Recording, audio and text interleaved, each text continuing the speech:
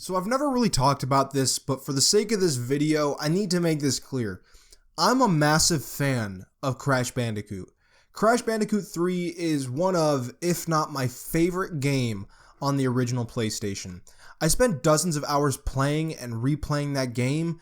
I still revisit it from time to time just to get my dose of nostalgia.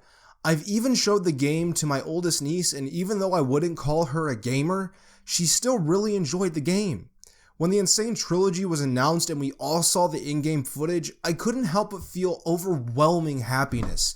My favorite PS1 game was going to be revamped for a whole new generation of consoles, and it was going to come with the previous games that I had never experienced before.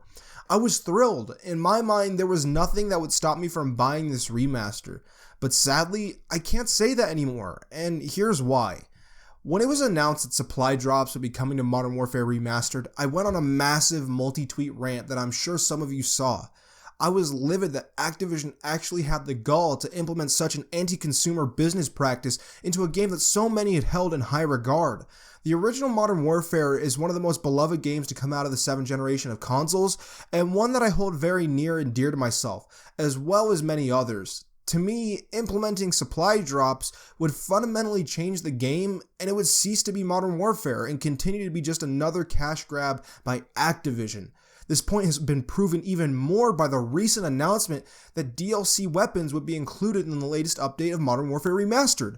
The game was already forced upon consumers when they had to buy it with Infinite Warfare, and microtransactions were just the straw that broke the camel's back. It was at this point that I decided that I would no longer support Activision moving forward. In my opinion, Activision has proven to be the most anti-consumer company in gaming and one that I refuse to support any longer.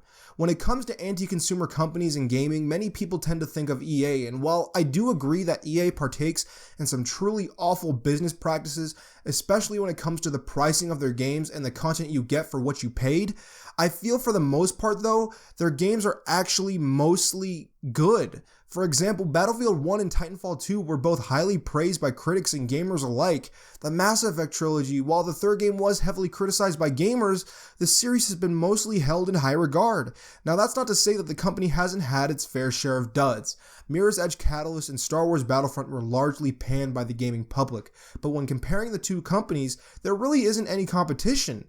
Activision has had a storied history of taking beloved franchises and destroying them with their own greed. Guitar Hero, Spyro the Dragon, Call of Duty, Tony Hawk Pro Skater, all of these games have fallen victim to Activision's greed. All of these series, with the exception of Tony Hawk, were ones that I loved in my younger days, but now I can barely recognize them. I spent hours jamming out to Guitar Hero. Spyro 2 was another PlayStation classic I loved growing up, and you could have called me a hardcore COD fanboy back in 2010. But sadly, times have changed, and these series are either shells of their former selves or completely dead, and Activision is to blame for all of that. It disgusted me when supply drops and DLC weapons were introduced into Modern Warfare Remastered, and if Activision is willing to ruin a classic like that, I'm absolutely terrified of what they're willing to do to Crash, and that is why I will not be buying the N. Sane Trilogy. We need to stand up to companies like Activision, vote with our wallets, and show them that we demand more and that these classic IPs deserve better than this.